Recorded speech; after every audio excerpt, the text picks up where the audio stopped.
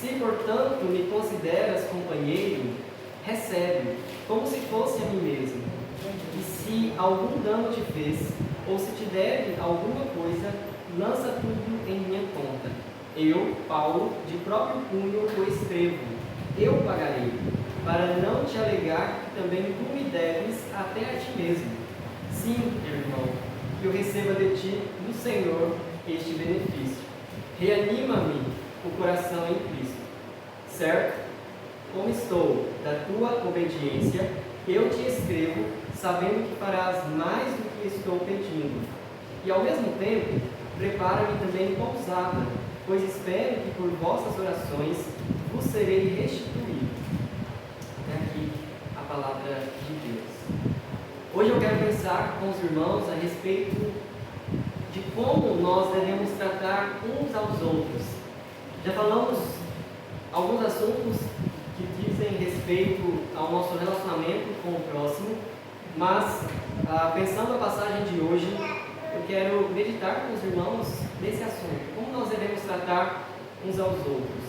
Quando nós pensamos no tratamento, no modo como nós agimos e reagimos, não podemos nos esquecer de que após o pecado de Adão e Eva, tudo mudou, inclusive o nosso coração e a nossa disposição para com o próximo.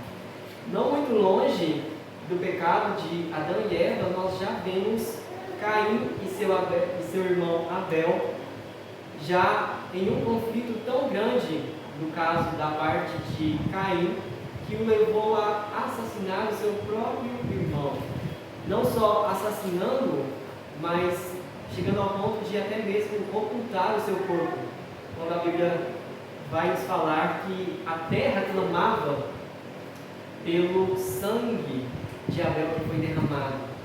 Então, quando nós pensamos em relacionamento, e de modo ainda mais específico, quando pensamos no meu relacionamento, no relacionamento de cada um de vocês, precisamos entender que dentro de nós há um coração desesperadamente corrupto, que procura sempre a justiça que me agrada, procura sempre o caminho que é mais fácil para mim, e que, pensando no outro, nós estamos dispostos a cobrar, a mostrar o erro, a enfatizar quando erra mais de uma vez, mas quando ocorre conosco nós somos mais maleáveis. Quando eu erro, quando eu esqueço alguma coisa que eu deveria fazer, isso acontece.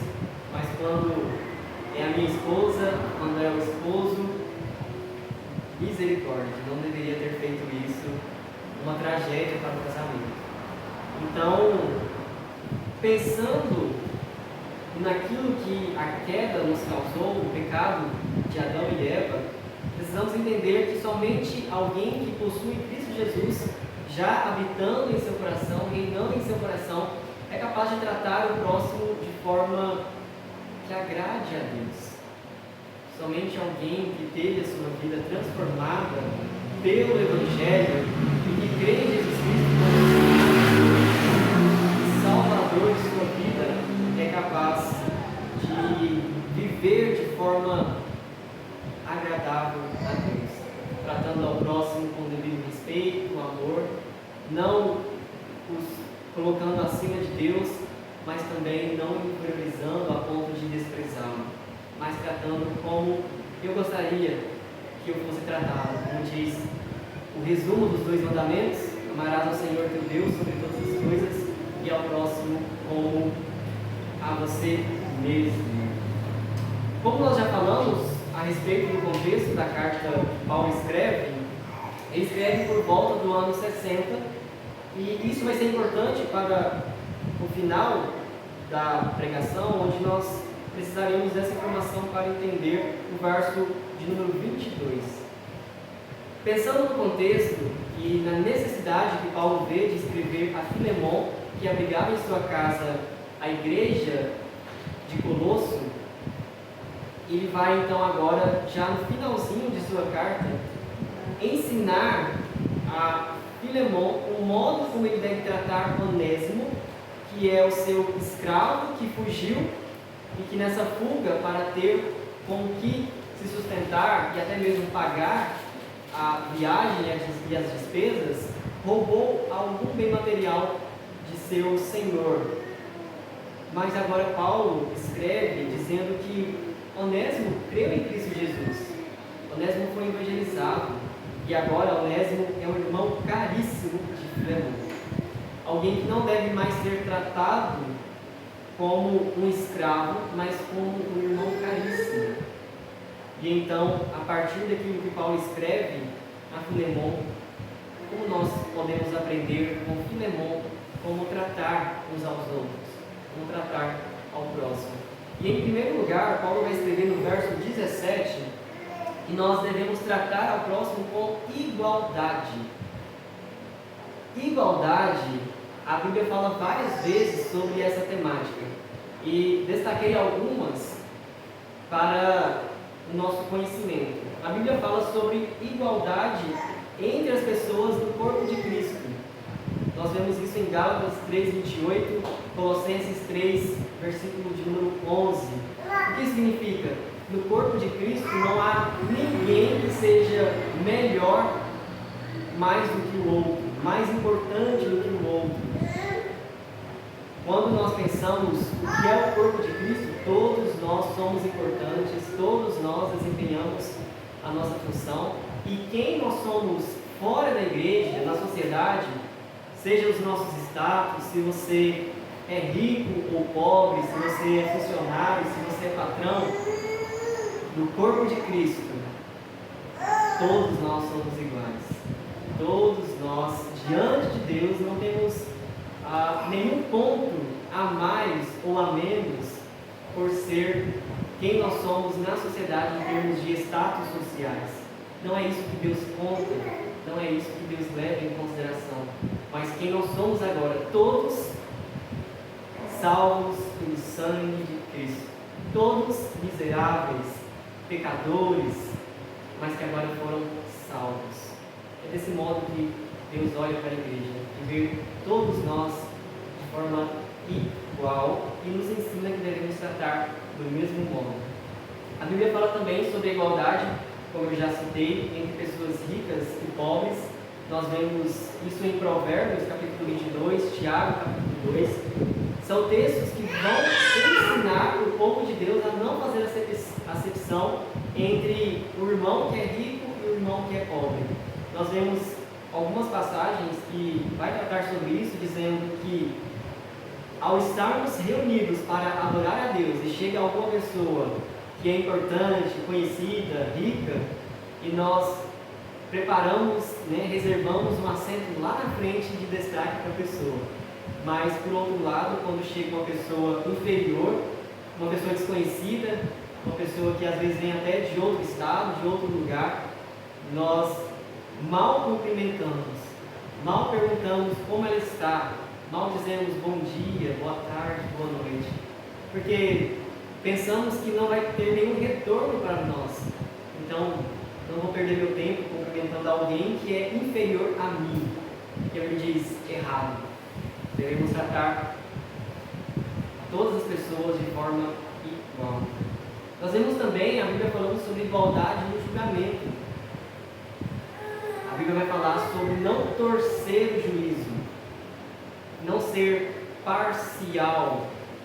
Ou seja, se é alguém que eu conheço, alguém que é da minha família, então eu tenho que defender. Não necessariamente é desse modo, mas precisamos defender sempre aquele que é justo, lutar pela causa do justo, não por aquele que é injusto, mas porque é meu conhecido, eu não posso deixar ele sofrer consequências. A Bíblia fala também sobre a igualdade nos mandamentos. Não há um mandamento que é mais importante do que o outro. Ou como nós costumamos dizer, pecadinho, pecadão. Não existe isso. Diante de Deus, é pecado tanto fofoca quanto assassinar uma pessoa. É pecado tanto caluniar o próximo, como fazer outras coisas das quais nós julgamos pecadão. Não há diferença, seja nos mandamentos, seja em pecados. Tudo é pecado e tudo diante de Deus, pensando nos nossos pecados, tudo é condenado.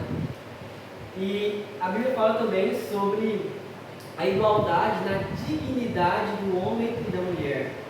Muitas vezes, todos os movimentos sociais que vão dizer que a igreja inferioriza a mulher, trata a mulher como capacho, que não dá à mulher o devido valor, que nós não aprendemos isso na Bíblia.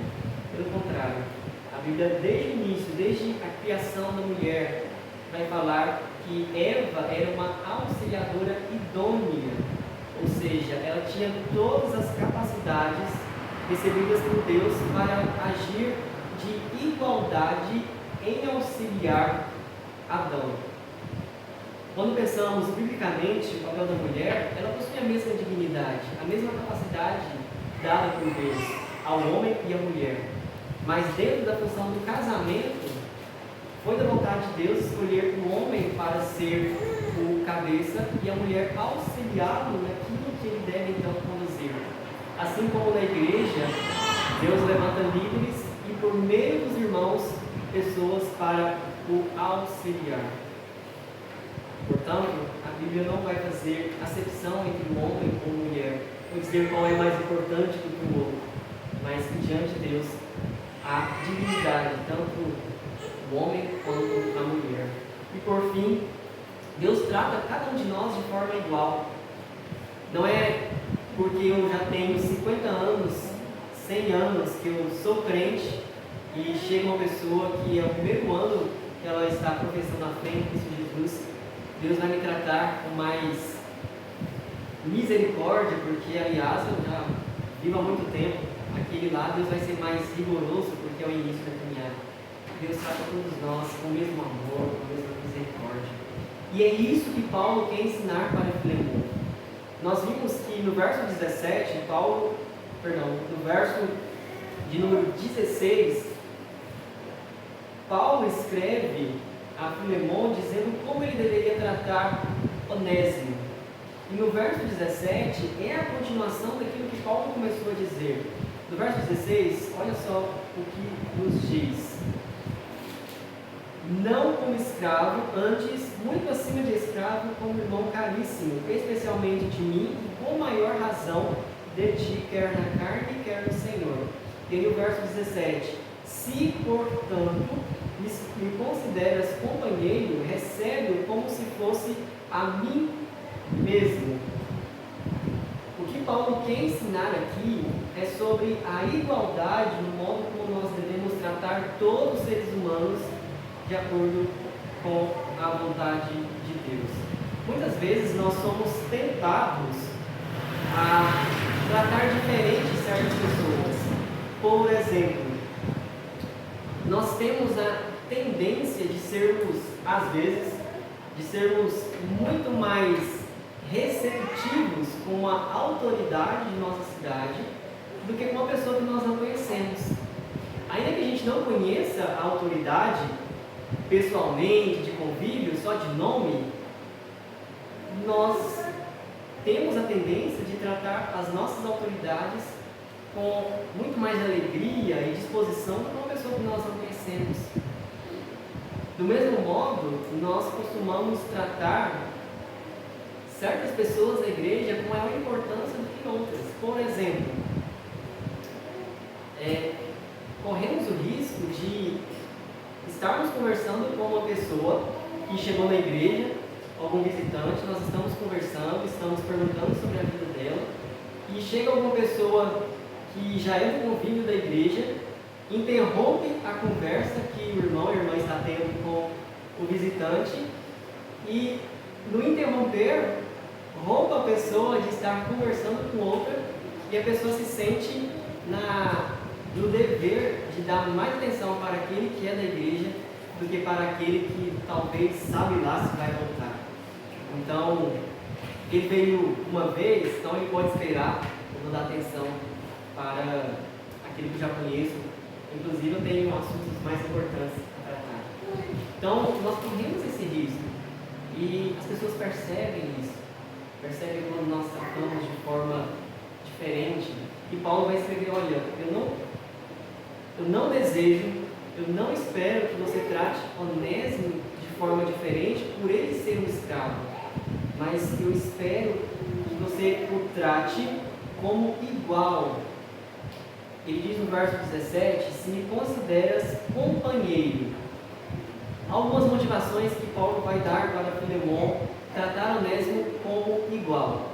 A primeira motivação, ou o primeiro argumento que Paulo usa é uma condicional, né? Se você me considera como companheiro. Essa palavra aqui, companheiro, é muito importante para o versículo, porque não é se você me considera colega, se você me considera conhecido, se você me considera alguém importante, mas essa palavra companheiro significa alguém que compartilha da mesma fé e do mesmo serviço. Em outras palavras, Paulo está dizendo: Filemon, se você me considera um co-participante seu, ou seja, se você me considera alguém fiel, se você me considera alguém que trabalha no reino de Deus, assim como você crê em Cristo, assim como você trabalha no reino de Deus, se você me considera seu companheiro de fé e de serviço, recebe-o como se fosse a mim mesmo. Em outras palavras, se Filemon não tratasse Onésimo como igual, na prática, Filemon não consideraria Paulo o seu companheiro de fé em Cristo Jesus e de serviço na obra do reino de Deus. Receber como se fosse a mim mesmo, olha aí na Bíblia que você está com ela. Essa palavra, se fosse, não tem ela no original. Ou seja, quando Paulo diz: se portanto me consideras companheiro, recebe-o como se fosse a mim mesmo, o mais próximo que nós temos na língua portuguesa é a tradução Nova Almeida atualizada, que ela não coloca esse se fosse e ela traduz direto: se portanto me consideras companheiro, recebe-o como a mim mesmo. A diferença? Parece que não, mas na prática, meus irmãos, é uma diferença muito grande em dizer recebe como se fosse a mim e recebe como a mim. Você receber uma pessoa como se fosse a outra, você não está tratando a pessoa que está com você pelo valor, pela importância, pela dignidade que ela possui em si mesma. Você está tratando ela como se fosse uma outra pessoa. Então, embora você esteja fazendo para a pessoa, na sua mente você está fazendo pensando na outra pessoa. Acontece muito isso quando há uma pessoa que tem influência na cidade e aí ela tem favores que outras pessoas devem para ela, e aí ela envia uma pessoa para que, ao chegar em um determinado lugar, ela seja tratada como a pessoa estivesse tratando a mim mesma. Ou seja, não trate conforme a pessoa, porque você não conhece, não trate ela com desprezo, mas trate como se fosse a mim. Então perceba que o valor não está na pessoa, mas em quem ela está pensando ao tratar. Agora, tratar como a mim, aí sim, eu tratar a Simone, tratar como se for, tratar a Simone como eu trato o Isaías, eu entender que os dois possuem a mesma importância, possuem a mesma dignidade, e que diante de Deus, os dois são iguais, os dois possuem o mesmo valor. Então, quando Paulo diz trate Onésimo como a mim, Filemon deveria tratar Onésimo com a mesma disposição, com a mesma alegria que ele trataria Paulo. Essa palavra recebe não é simplesmente receber, mas é um receber com boas-vindas, com alegria, com festa, com louvor. Em outras palavras, Filemon, se você lhe considera como companheiro seu, receba com muitas boas-vindas honestas. Meus irmãos, isso é um desafio gigante para Filemão. Por quê? Porque ele não está recebendo um estranho, ele não está recebendo alguém que Paulo evangelizou em Roma e que enviou para se hospedar na casa de Filemão. Paulo está enviando de volta aquele que roubou da casa de Filemão, daquele que causou prejuízo para Filemão. Se fosse nós, seria o mesmo que se alguma pessoa nos roubasse, ela fosse presa, lá na cadeia, alguém que pregasse o evangelho para ela viesse a crer, e aí essa pessoa escrevesse, mandasse mensagem para cada um de nós dizendo: olha, a pessoa te roubou, te deu prejuízo, mas eu quero que você receba ela com um jantar muito especial. Isso mesmo, a pessoa que te roubou, a pessoa que levou aquilo que te pertencia, eu quero que você receba ela com um jantar, com um churrasco. A carne está cara, mas receba ela com a melhor carne, com o melhor suco que você pode preparar. Receba ela com boas-vindas e prepare hospedagem para que ela se sinta confortável em sua casa. É um desafio ou não é para nós? E fazer isso não porque nós queremos ou não, mas porque agora nós cremos em Cristo Jesus, que é o Senhor e Salvador de nossas vidas. Filemão deveria receber dessa forma, com festa, com alegria. Isso nos lembra muito a volta do filho pródigo, não lembra? Quando ele trata o pai como se estivesse morto, gasta toda a sua herança, festejando, farreando, e volta então para casa sem nada, se colocando à disposição do pai, até mesmo como funcionário. E o que o pai faz? Mata o melhor animal, faz um festão e diz: ele estava perdido, mas foi achado, foi encontrado. Vamos festejar, porque o meu filho agora vive. Em outras palavras, Filemão deveria compreender que quando Onésimo o roubou, estava morto em seus delitos e pecados, mas agora ele volta como uma propriedade de Cristo. Agora ele volta como alguém que Cristo derramou sangue em favor dele. E agora não é qualquer um, mas agora é um irmão em Cristo Jesus. Está vendo? Tratar de forma igual, não por quem foi ou por quem é, mas por aquilo que Cristo fez na vida da pessoa. Filemão então recebeu de Paulo esse ensino: tratar com igualdade. Trate ele como amigo, trate ele como irmão caríssimo, como se fosse o seu próprio irmão de sangue. Em segundo lugar, Paulo vai se colocar nessa estrutura entre Onésimo e Filemão e nos ensinando a tratar ao próximo com misericórdia. Verso 18 ao 20. E se algum dano te fez ou se te deve alguma coisa, lança tudo em minha conta. Eu, Paulo, de próprio punho o escrevo, eu pagarei, para não te alegar que também tu me deves até a ti mesmo. Sim, irmão, que eu receba de ti, no Senhor, este benefício. Reanima-me o coração em Cristo. Atualmente, quando as pessoas organizam ações de caridade, ações de misericórdia, ações de solidariedade, qual é a motivação? Algumas, por exemplo, ajudar te faz bem, ajudar vai te deixar feliz, ou ajudar te faz merecer coisas boas. Ouvimos até o ponto de que algumas pessoas dizem: olha, se você ajudar ao próximo, Deus ficará em dívida com você. Se você fizer o bem, se você ajudar aos pobres, é como se você estivesse emprestando a Deus. Então Deus está em dívida.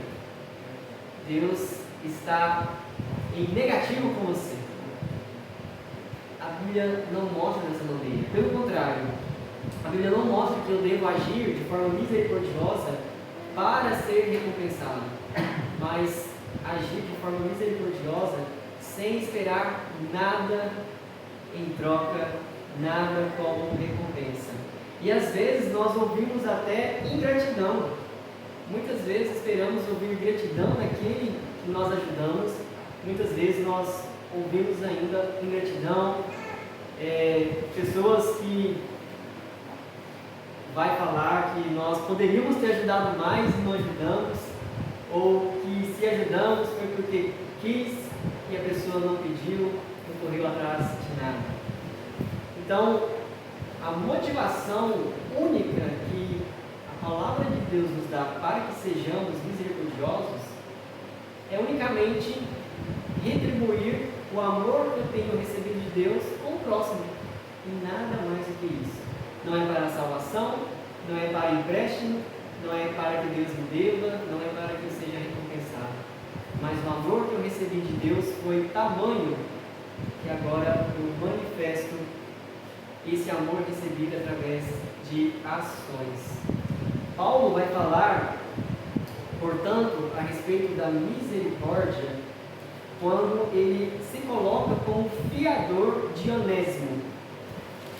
Verso 18: e se algum dano te fez, ou se te deve alguma coisa.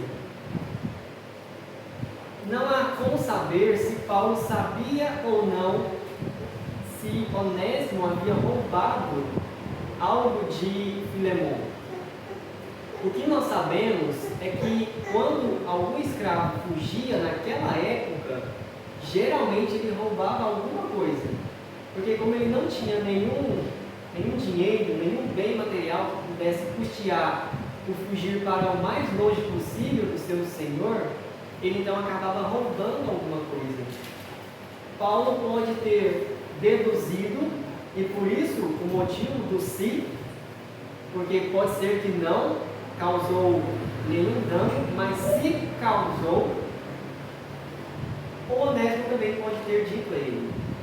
Geralmente, quando nós compartilhamos o Evangelho com alguma pessoa e caminhamos, discipulando, fazendo algum estudo bíblico, a pessoa vai falando de algumas situações que passou, alguns problemas que teve na vida, seja de casamento, seja como amigos. A pessoa se abre e diz. Então, talvez Onésimo tenha dito a Paulo que ele roubou, que ele causou algum prejuízo. Mas, pelo que Paulo escreve, possivelmente Onésimo não o disse ou não o disse diretamente. E por isso ele diz: e se algum dano te fez, ou se te deve alguma coisa, lança tudo em minha conta. Esse dano aí, que é a preocupação de Paulo, ter algum obstáculo que pudesse impedir Filemon de tratar com Onésimo com todo o amor, com todo o respeito possível, é justamente essas duas preocupações. Se Onésimo deve alguma coisa, ou se ele causou algum dano. Essa palavra, então, dano, significa se ele te fez algum mal. Quando Paulo escreve se algum dano te fez, se ele te causou um mal. E a segunda palavra, que é se ele te deve alguma coisa, é justamente dentro da área financeira. Ou seja, se ele tem alguma dívida financeira com você, se ele tem algum empréstimo, se ele tem algo de valor que ele roubou. Ou seja, se ele te causou prejuízo. O que Paulo diz? Lança tudo em minha conta. Ou seja, eu pagarei. A gente sabe que Paulo era um missionário, que ele dependia das igrejas enviar mantimento, enviar suprimento, enviar dinheiro para ele se sustentar e para também manter as suas viagens missionárias por todo o Império Romano daquela época.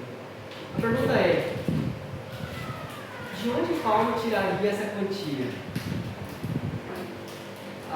Quando nós pensamos nisso, algumas pessoas chegaram à conclusão que Paulo provavelmente tinha uma certa quantia, porque com base em Atos capítulo 24, verso 26 e Atos capítulo 28, verso 30, parece que as pessoas que conheciam Paulo sabiam que ele pagava o aluguel da casa que ele ficou algemado em Roma, e era um lugar também que ele recebia outras pessoas para evangelizar. E a pessoa que manteve Paulo encarcerado esperava que Paulo pagasse alguma coisa para que fosse liberto.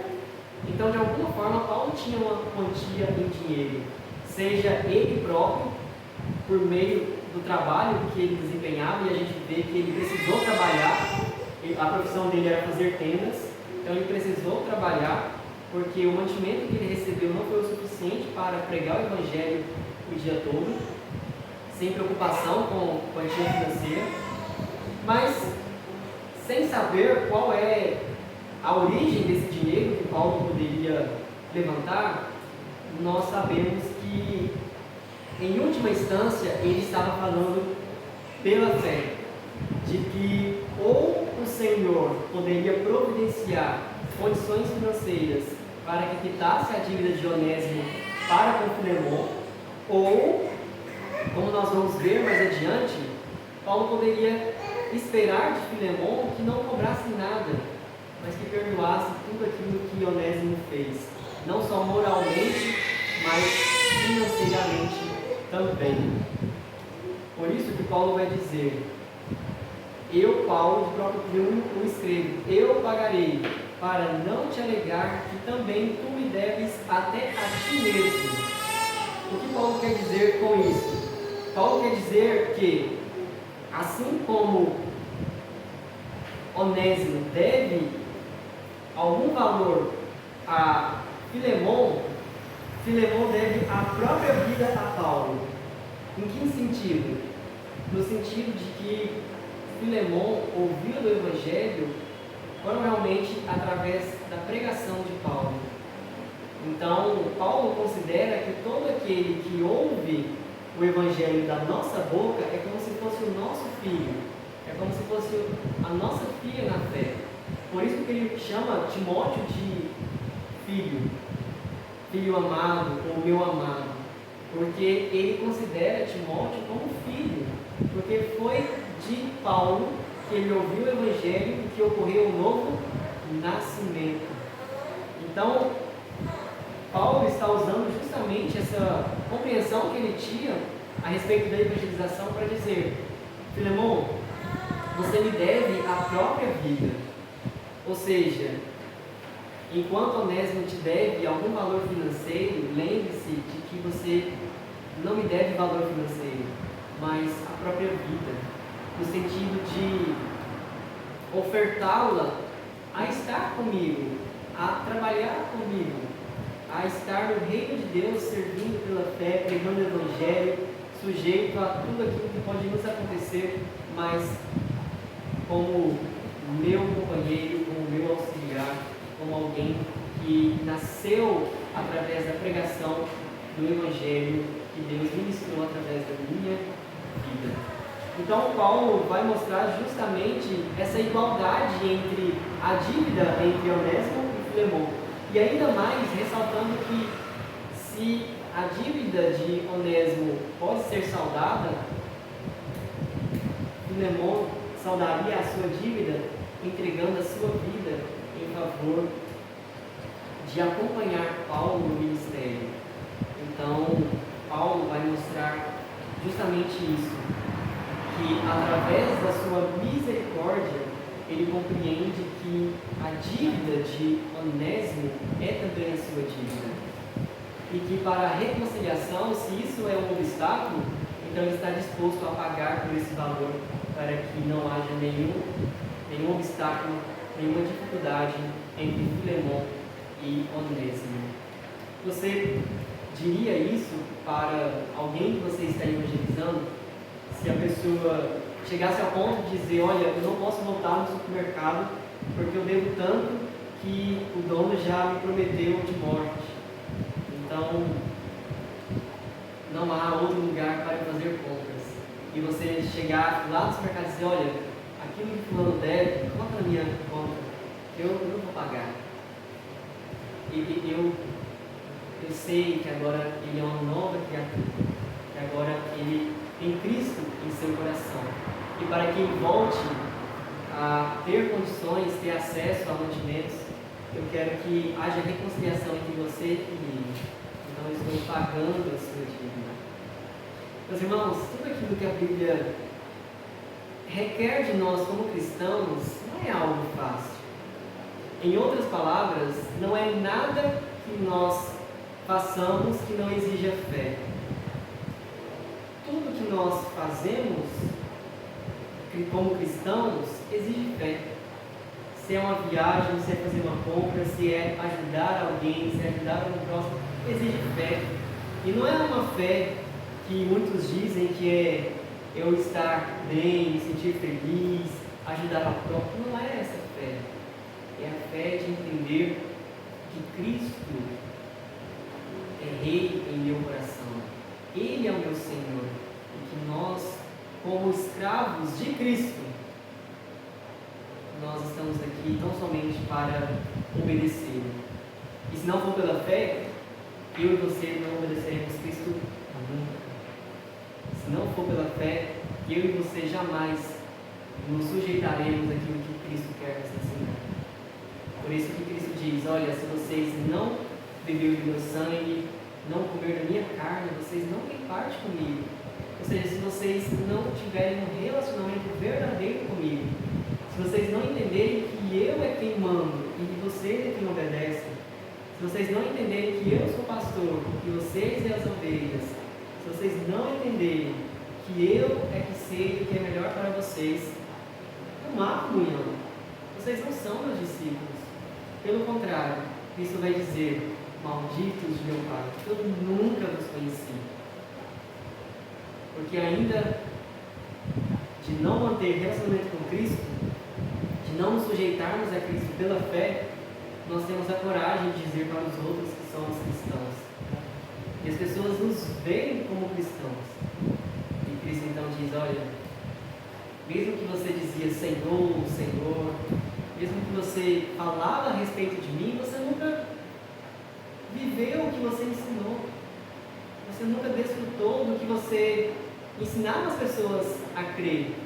E muitas pessoas que você ensinou e que creu, desfrutam muito mais e sabem muito mais do que você que continua a ensinar, a evangelizar e a se dizer cristão.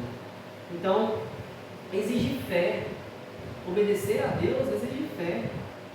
Ah, então é só obedecer a Deus que eu estou salvo? Não. Porque se não for pela fé, Paulo vai dizer que nós fazemos tudo de forma perdida, tudo em vão. Somos frios, como um sino que retine, mas que não tem vida. Falamos, cantamos, proclamamos, ajudamos, vendemos tudo que temos, mas sem fé. Então, estamos mortos em nossos delitos e pecados. Em último lugar, Paulo ensina a Filemon e nos ensina a tratar ao próximo com graça. Nós vimos que Paulo ensina a tratar com igualdade. Em segundo lugar, nós vimos que Paulo ensina a tratar com misericórdia. E Paulo encerra nos ensinando a tratar com graça. Verso de número 21 e 22. Certo como estou da tua obediência, eu te escrevo, sabendo que farás mais do que estou pedindo. E ao mesmo tempo, prepara-me também pousada, pois espero que por vossas orações vos serei restituído. Muitas vezes a gente compreende a graça como uma negligência. Como assim? Muitas pessoas entendem que ser mãe graciosa é passar a mão na cabeça do filho e defendê-lo em tudo. Porque sou graciosa. Como pai, eu sou gracioso. Eu não posso disciplinar meu filho. Eu não posso fazer ele chorar, dizendo algumas verdades, disciplinando ele. Eu preciso fazer com que ele fique sempre feliz e alegre, contente e satisfeito. Muitas pessoas entendem que se Deus é gracioso, Deus não disciplina, Deus é amor. Deus jamais faria com que eu sofresse, sentisse dor, padecesse, porque Deus é gracioso. A Bíblia não mostra que a graça é uma negligência, uma omissão em pensando em Deus. O fato de Deus ser gracioso não faz com que Deus seja negligente para com a sua santidade, justiça, amor. Não. O fato de Deus ser gracioso faz com que Deus haja também em todas as outras áreas para a justiça, para a disciplina, com o mesmo peso. Seja para nos disciplinar, porque Ele é gracioso e não quer que nós nos percamos. Seja para nos moldar, quebrantando os nossos corações, porque Ele não quer que nós vivamos na mesmice de sempre, vivendo sempre da mesma forma e nunca progredindo na fé e no conhecimento da salvação em Cristo Jesus. Por isso Ele nos molda, porque Ele é gracioso, e porque Ele nos ama, Ele não nos deixa entregues a nós mesmos, e porque Ele é justo e santo, Ele nos disciplina para que sejamos parecidos com Ele. E é dessa forma que nós precisamos compreender a graça. Paulo escreve então a Filemon com uma expectativa altíssima. Ele já começa dizendo: certo como estou. E essa palavra certo significa que ele tem um sentimento de confiança e segurança tão grande naquilo que Filemon irá fazer, que é como se ele não contasse com alguma coisa diferente disso. Sabe quando você conhece tanto a pessoa que você confia tanto que ela vai agir de um modo, e quando ela age de uma forma diferente, ainda que era possibilidade, você se assusta? Eu não esperava isso daquela pessoa. Jamais eu esperava isso dela. De qualquer um, mas daquela pessoa jamais. Por quê? Porque a nossa confiança é tão grande e conhecemos tão bem a pessoa que qualquer coisa diferente do que esperamos não pode acontecer. É impossível, impossível. E por que Paulo tem essa expectativa tão grande? Porque a igreja falou tão bem de Filemon que ele não compreende que Filemon vai maltratar Onésimo, que Filemon vai, como nós falamos, que era uma das consequências do escravo que fugia, crucificar Onésimo. Ele não entende que Filemon vai fazer isso.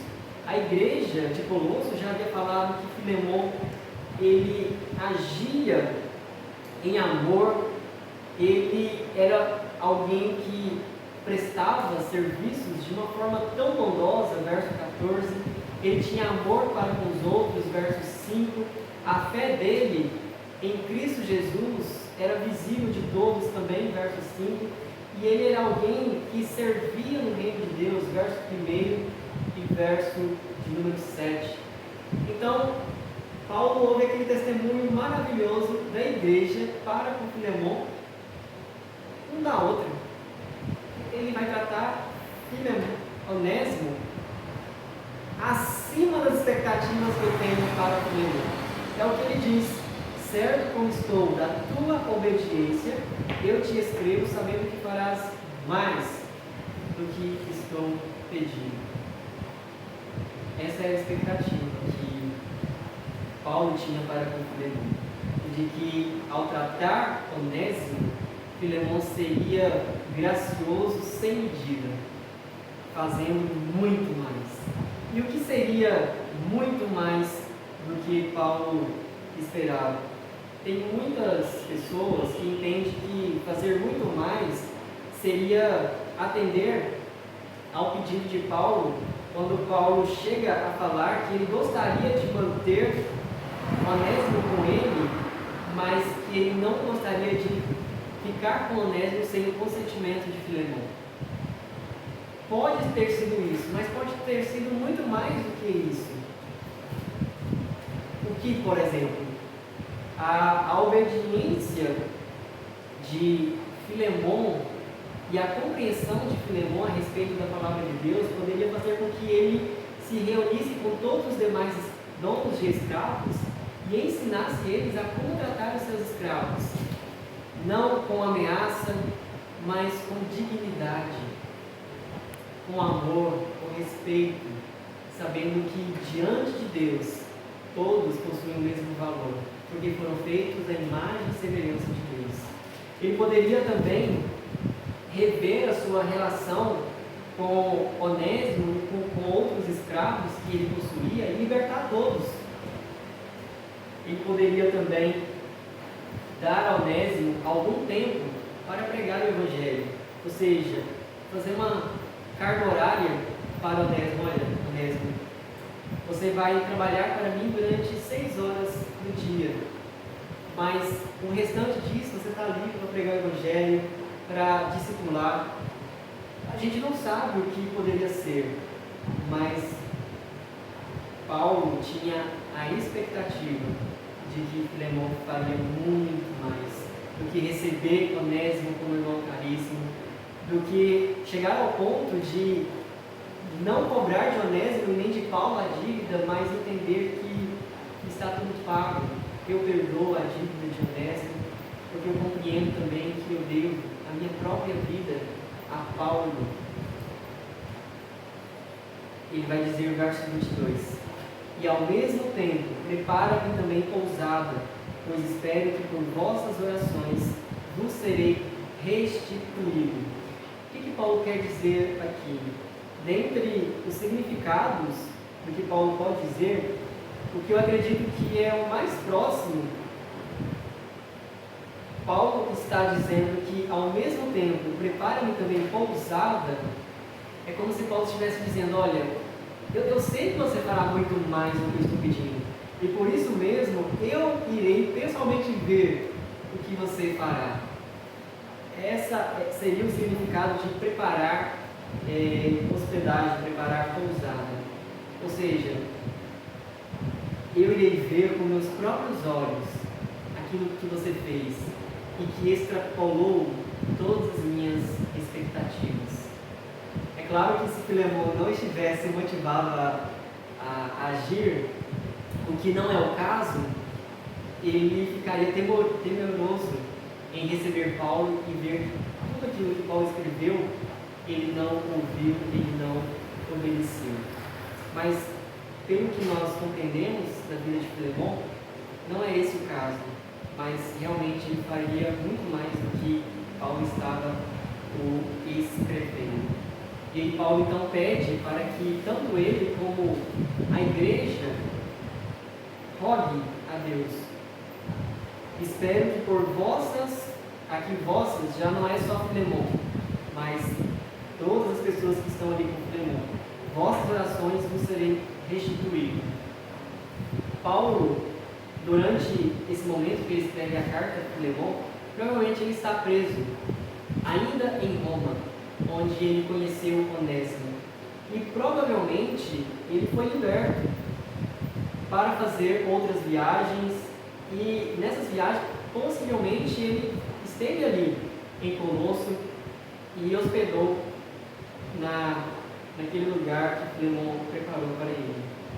Então, possivelmente Paulo testemunhou tudo aquilo que Filemon fez, não só em favor de Onésimo, mas pela causa do Evangelho, pela causa da fé cristã. O que nós então aprendemos é que nós não devemos fazer acepção de pessoas. Nós precisamos enxergar as pessoas não com os nossos olhos pecaminosos, mas mediante o olhar que Deus tem para cada um de nós. Em segundo lugar, devemos perceber e atender às necessidades do próximo.